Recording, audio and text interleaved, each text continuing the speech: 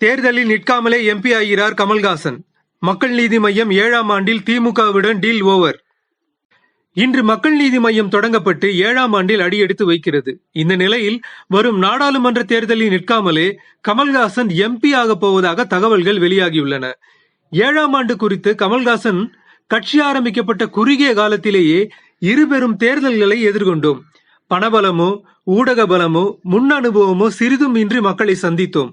கவனம் ஈர்க்கும் வகையில் வாக்குகளை பெற்றோம்.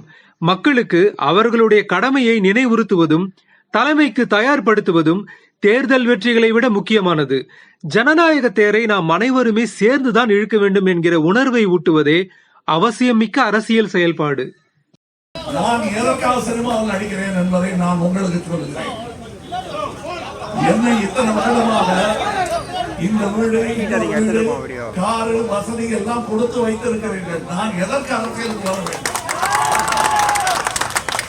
வந்தேன் என்றால் அதற்கு ஒரே காரணம் உங்கள் அன்புக்கு கைமாறு. மக்கள் நீதி மையத்தை போன்ற ஜனநாயக சக்திகளின் தேவை நாளுக்கு நாள் அதிகரித்துக் கொண்டேதான் இருக்கிறது.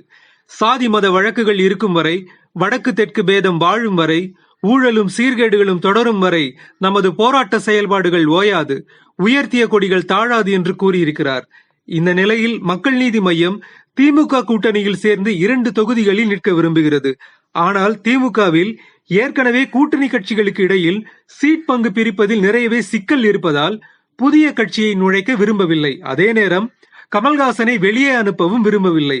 ஆகவே ராகுல் காந்திக்கு ஆதரவு தெரிவித்து தேர்தலில் பரப்புரை செய்ய வேண்டும் என்றும் அதற்காக கமல்ஹாசனுக்கு மாநிலங்களவை எம்பி பதவி வழங்கப்படும் என்றும் கூறப்பட்டுள்ளது.